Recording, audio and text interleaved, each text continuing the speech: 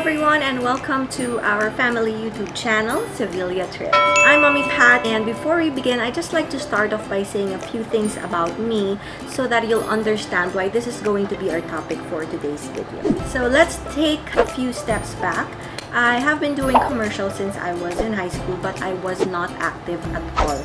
I was just introduced by a friend to a talent agent, and I would get a few projects here and there, but it's not really booming, so to speak. After college, I focused more on my career in the hotel industry. So I started being active again, attending VTRs 5 years ago. I must say that I have quite enough experience to walk you through this and also give you bits and pieces of knowledge in this particular industry. Also, we are just going to be talking about the commercial industry because I have never auditioned for any films or any teleseries for that matter. I don't know anything about that side of the business. And because you clicked on this video, chances are ikaw mismo binabalak mo din maging commercial model.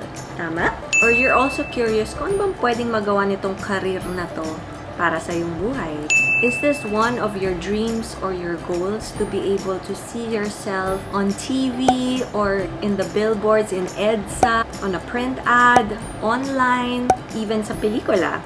Kung hindi naman ikaw, maybe you know someone who is very interested and it is also their dream to be seen on TV. Whether ito yung anak mo, napaka-bibo, napaka-cute, or also you've been a commercial model in the past but you've been inactive and you want to know what's new in the industry, especially during this new normal. So kung sino ka man doon, you are in the right channel because today we will be talking about how to start up, how to set up doing VTRs in the new normal. Just a heads up, this is going to be a 3-part video because number one, I want to make sure that you are guided properly before you begin. And the second reason, I want you to be able to use this video to help you understand and prepare you for what this career entails. What are the realities versus the expectations? How much do one model earn from one commercial project? How long do you have to wait to get paid?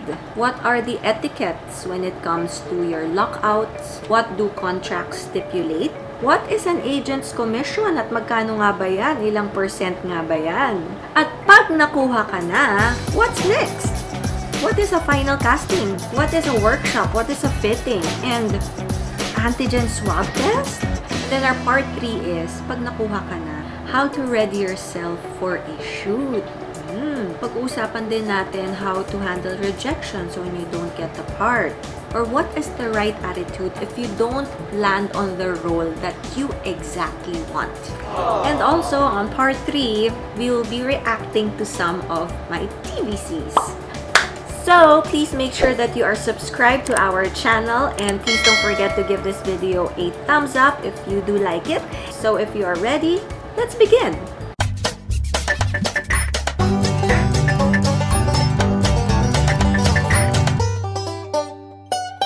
Just a disclaimer, please take everything that I say with a grain of salt because everything that I will be sharing is based on my experience through my more than 10 years in the commercial industry.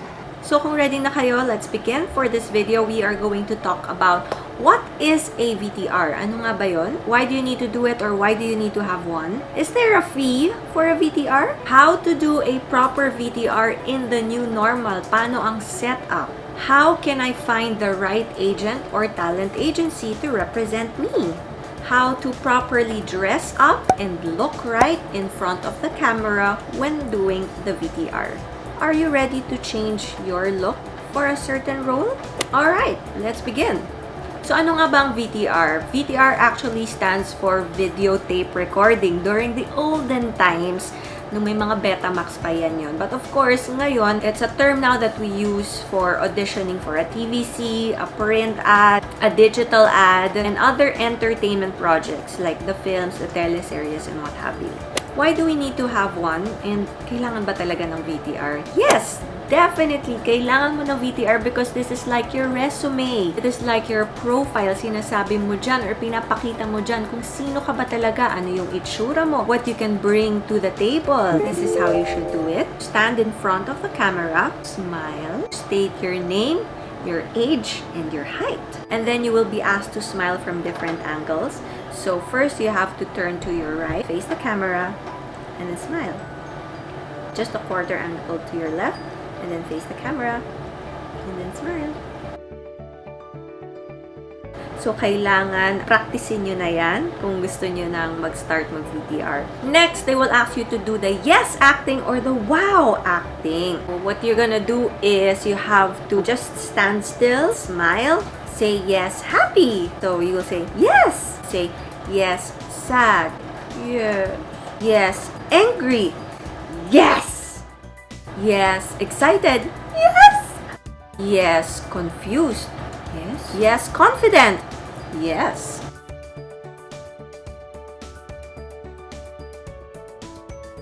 You have to practice that para hindi kayo mahihiya when you're doing the expressions in front of the camera. It depends on the requirement. Kailangan yung sundin kung ano yung sinabi ng agent nyo. Kung sinabi naman na kailangan ng acting is wow. So, pwedeng wow happy. Wow! Wow sad! Wow! Wow angry! Wow! Wow excited! Wow! Wow confused! Wow! Wow confident! Wow! Pagkatapos mong gawin yan, assuming na this is going to be your first ever VTR and there are no other acting requirements and no speaking lines required, you can already submit your VTR to your chosen talent agent or talent agency. Bakit kailangan merong talent agent? It is very important for you to have a talent agent because they are the ones representing you. They will be the one to present your file. So this video does not only apply to people my age, okay? This goes to all ages. So, kailangan talaga mayroong magre-represent sa'yo na agent because they will be the middle person between you and the client. So, once you are done with your VTR, you have to submit that to your chosen agent. Sila ang bahalang mag-submit niyan sa mga iba't ibang klaseng brands or companies who are looking for that specific character. May fee nga ba ang pag-submit ng VTR or ang paghanap ng mga talent agent? Definitely not. Wala. It was never like that and it will never be like that. If there is someone who comes up to you and says you need to pay a certain fee in order for them to submit your VTR, that is not a legitimate talent agency. What is the setup in the new normal? Right now, we are all very blessed to be given the chance to do a home VTR. Before, in the past, pre-pandemic, we have to go to different agencies all over Makati. You're gonna be spending a whole day going from one VTR to another. I see a lot of pros in the new normal home setup ng VTR kasi you are just in the comfort of your home. Hindi ka na kailangang gumastos ng pamasahe, pang parking, para lang makapunta ka sa mga iba't ibang klaseng auditions. The downside of doing home VTR though is nung nag-start ang home VTRs, nung pinayagan na ulit na mag-shoot for commercials, so, ginawa namin dito sa bahay ay talagang napakagulo. Lalo na kung may anak, hindi rin sila sisanay na nagtatrabaho ka at kung ano-ano man yung setup na ginagawa niyo dito sa bahay, nanggugulo talaga siya. May mga iyak-iyak levels pa talaga. Medyo nag-struggle kami dun sa part na yun for a bit, but hindi naman siya nagtagal. Nakuha na rin ni Pablo yung rhythm namin when there are times that I have to do home VTR.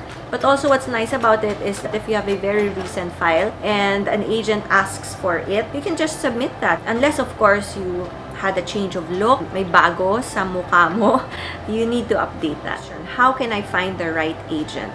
Parang sa naghahanap ka din yan ng employment, kung sino yung magiging pinakagamay mo or feeling mo most secure ka, pinaka-feel mo na inaalagaan ka, iba-iba yan eh. So, I cannot tell you exactly which agent to choose. But if you are really in the dark and you don't know anyone in the industry, I suggest you look it up in the internet kung sino yung mga legitimate na talent agents or talent agencies here in the Philippines. If you're watching this and you're not from Metro Manila, go look up talent agencies in your areas. Now, if you really want to know who represents me or who my talent agent is, I just don't want to divulge the name and the contact number here in this video, but feel free to shoot me a DM on our Instagram page, that's Sevilla Trip. I have met good talent agents and I can suggest those to you para may options din kayo. Going back When you set up for the home VTR, as I said, kailangan may maganda kayong ilaw. Kailangan nakikita yung mukha ninyo. And also, you have to have a very solid background. If you want to put tela na puti, as long as your background is solid and you have good lighting and good audio, very important. Huwag pong maingay yung kapaligiran. Now, let's go to how should you look and how should you dress up. Normally, your agent will send you a text.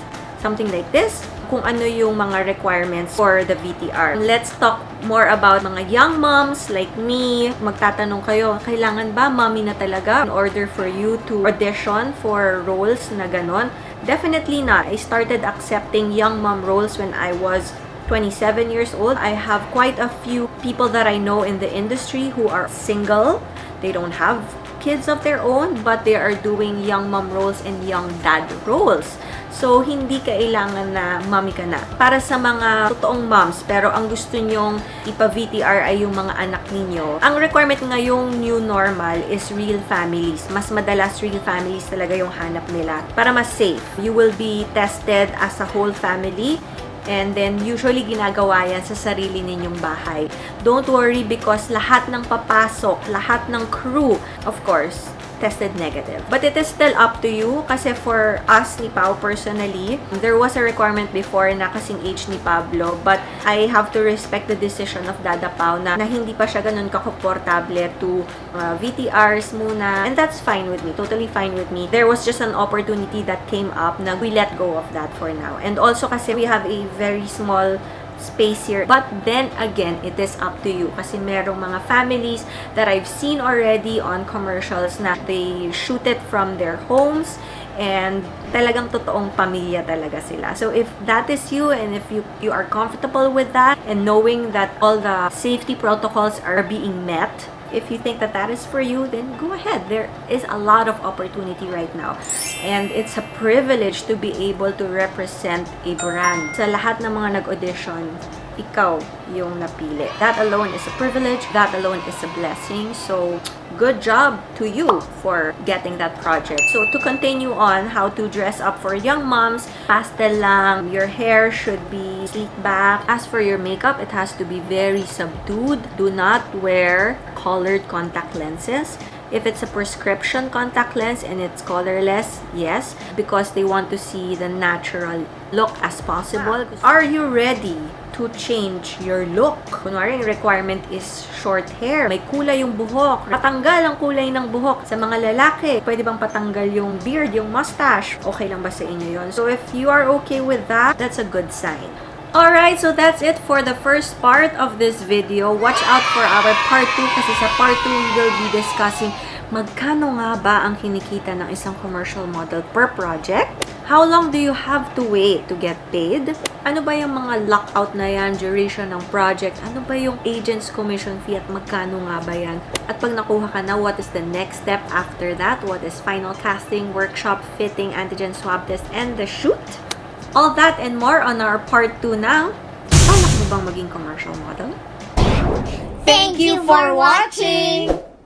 Please subscribe to our channel. For more Sevilla trips. Yeah!